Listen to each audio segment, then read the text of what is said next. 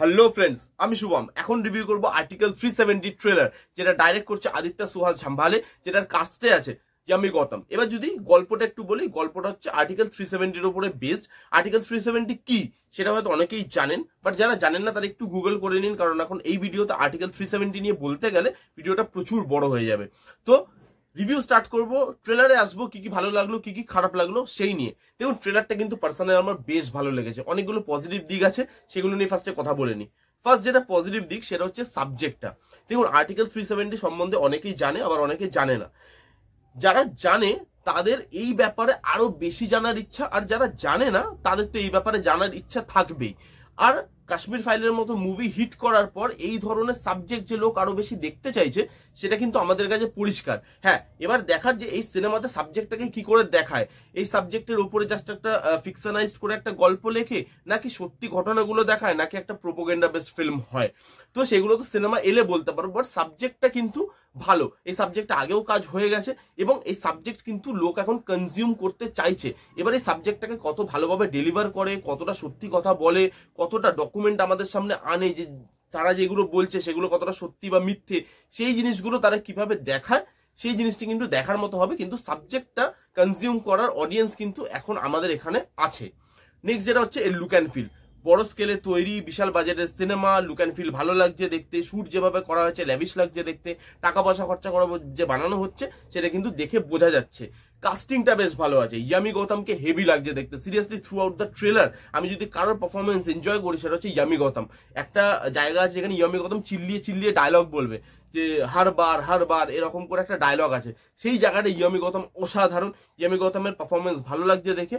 তার সাথে সাথে প্রিয়ামণি আছে, অরুণ গোবিল আছে, তারা কিন্তু ভালো পারফর্মার এবং এই সিনেমার থেকে পারফরমেন্স কিন্তু ভালো একটা দেখতে চলেছে, সেটা বললে কিন্তু খুব একটা ভুল বলা হবে না। নেক্সট হচ্ছে এখানে খালি সাবজেক্টটা দেখানো হয়নি, এখানে কিন্তু এর যে পলিটিক্যাল কনফ্লিক্ট গুলো সেগুলোও দেখানো হয়েছে। যেমন সংসদে এটা নিয়ে কথা হচ্ছে, তারপরে পলিটিক্যাল যে জিনিসপত্র এই সাবজেক্টটার মধ্যে থাকবে সেটা কিন্তু বোঝা যাচ্ছে। মানে এই সাবজেক্টটাকে খুব যে হালকাভাবে প্রেজেন্ট করা হবে তা কিন্তু নয়। এই সাবজেক্টটা যতটা গুরুগম্ভীর ততটাই কিন্তু একে ইম্পর্টেন্স দিয়েই প্রেজেন্ট করা হবে। এর মধ্যে যতগুলো পলিটিক্যাল অ্যাঙ্গেল থাকবে সেই জিনিসগুলোও কিন্তু এখানে থাকতে চলেছে। তো এইখানে সাবজেক্টটার সাথে সাথে এর সঙ্গে রিলেটেড যে পলিটিক্যাল জিনিসগুলো এর মধ্যে ইনকর্পোরেট করা হয়েছে সেটা কিন্তু দেখে বেশ ভালো লাগলো, যেটা সচরাচর খুব একটা দেখা যায় না, বাট এই ট্রেলারটার মধ্যে কিন্তু সেটা ভিজিবল, ভাল লাগছে দেখে। আর ট্রেলার এডিটিংটা ভালো হয়েছে, খুব একটা বেশি জানা যাচ্ছে না যে গল্পটা কি ওয়েতে প্রেজেন্ট হতে চলেছে বা কি কি দেখাবে, মিশনটা কি, এর ব্যাপারে বেশি কিছু কিন্তু জানানো হয়নি। সেটা একটা ভালো দিক। জাস্ট ক্যারেক্টারগুলোকে আর সাবজেক্টটাকে এই ট্রেলারের মধ্যে দেখানো হয়েছে এবং সেটা কিন্তু একটা ভালো এডিটিং এর কাজ। তো এখানে ট্রেলার এডিটিংটাও ক্রিস্প হয়েছে, ভালো হয়েছে। এবার যদি আমি নেগেটিভ দিক নিয়ে কথা বলি, পুরো ট্রেলারটায় একটাই আমার নেগেটিভ দিক লেগেছে। হয়তো মুভি এলে নেগেটিভ দিকের লিস্টটা আরো বাড়তে পারে। আপাতত ট্রেলার দেখে একটা জিনিস আমার নেগেটিভ লেগেছে, এই ধরনের সাবজেক্টে যেরকম পাওয়ারফুল ডায়লগ দরকার হয় এই ট্রেলারটার মধ্যে কিন্তু সেটা ছিল না।